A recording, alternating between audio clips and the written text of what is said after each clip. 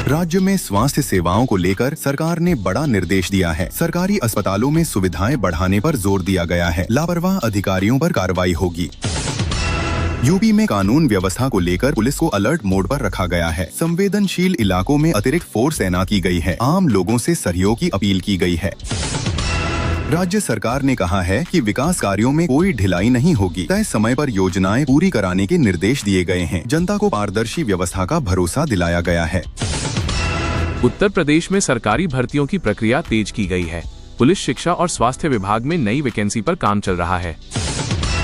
शिक्षक भर्ती से जुड़ी फाइलें आगे बढ़ाई गई हैं। सरकार ने कहा है कि योग्य अभ्यर्थियों को जल्द राहत मिलेगी। मुख्यमंत्री ने अधिकारियों को निर्देश दिया कि जनता की शिकायतों का निपटारा तय समय में किया जाए। लापरवाही बर्दाश्त नहीं होगी। यूपी में कड़ाके की ठंड और घना कोहरा बना हुआ है। प्रशासन ने सुबह और रात के समय सावधानी बरतने की सलाह दी है। सरकारी अस्पतालों में नई सुविधाएं जोड़ी जा रही हैं। ग्रामीण इलाकों में मुफ्त जांच और दवा उपलब्ध कराने पर जोर है। महिलाओं के लिए चलाई जा रही योजनाओं की समीक्षा हुई। सरकार ने पात्र महिलाओं से जल्द आवेदन करने की अपील की। राज्य में नई सड़कों और पुलों के निर्माण को मंजूरी दी गई है। इससे गांवों की कनेक्टिविटी बेहतर होगी। कानून व्यवस्था को लेकर पुलिस अलर्ट मोड में है। संवेदनशील इलाकों में गश्त बढ़ाई गई है। राज्य सरकार ने कहा है कि सभी योजनाओं के लिए सही जानकारी के साथ आवेदन करें ताकि किसी का हक न रुके। गोरखपुर महोत्सव समापन। सीएम योगी आदित्यनाथ ने 6 विशिष्ट लोगों को गोरखपुर रत्न सम्मान से नवाजा। मेरठ से ताजा अपडेट। स्थानीय अपराध, राजनीति और जनजीवन से जुड़ी खबरें सामने आई। मेरठ, बिजनौर, बुलंदशहर की बड़ी घटनाएं। बस पलटने से कई घायल। बुलंदशहर में पारिवारिक हत्या का मामला सुर्खियों में। लखनऊ में आयोजित यूपी दिवस समारोह में कई केंद्रीय मंत्री शामिल हुए। मंच से निवेश, रोजगार और युवा सशक्तिकरण पर जोर दिया गया। प्रदेश सरकार ने वन डिस्ट्रिक्ट वन क्यूजीन योजना की शुरुआत की। इस योजना से हर जिले के पारंपरिक व्यंजनों को पहचान मिलेगी और स्थानीय रोजगार को बढ़ावा मिलेगा। सरकारी योजनाओं के तहत कई जिलों में लाभार्थियों को प्रमाण पत्र और सहायता राशि वितरित की गई। अधिकारियों ने योजनाओं की प्रगति रिपोर्ट भी साझा की।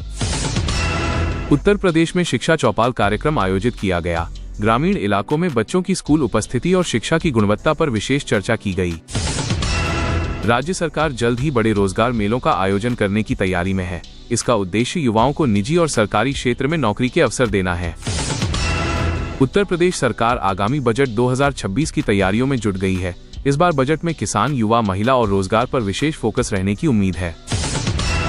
प्रदेश के कई जिलों में कड़ाके की ठंड और घने कोहरे का असर देखा गया। मौसम विभाग ने सुबह और रात के समय सावधानी बरतने की सलाह दी है। प्रधानमंत्री किसान सम्मान निधि योजना को लेकर अपडेट सामने आया है। फरवरी में अगली किस्त जारी होने की संभावना है। किसानों को ई-केवाईसी पूरी करने की सलाह दी गई है।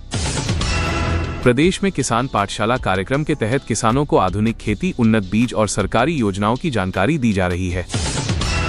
सामाजिक सुरक्षा पेंशन योजना को लेकर चर्चा तेज है। वृद्धा, विधवा और दिव्यांग पेंशन को समय पर देने के निर्देश दिए गए हैं।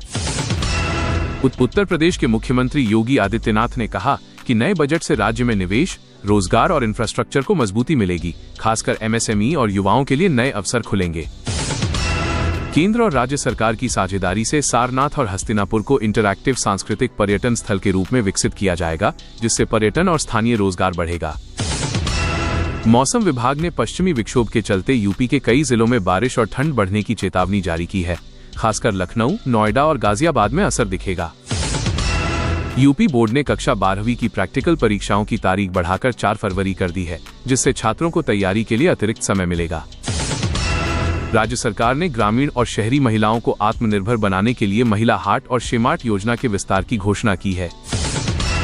किसान पेंशन योजना के तहत 60 वर्ष से अधिक उम्र के किसानों को मासिक पेंशन देने की प्रक्रिया को और सरल करने पर सरकार काम कर रही है। प्रधानमंत्री किसान सम्मान निधि योजना के अंतर्गत यूपी के किसानों को अगली किस्त जारी करने की तैयारी चल रही है। ई-केवाईसी पर सरकार ने फिर जोर दिया है।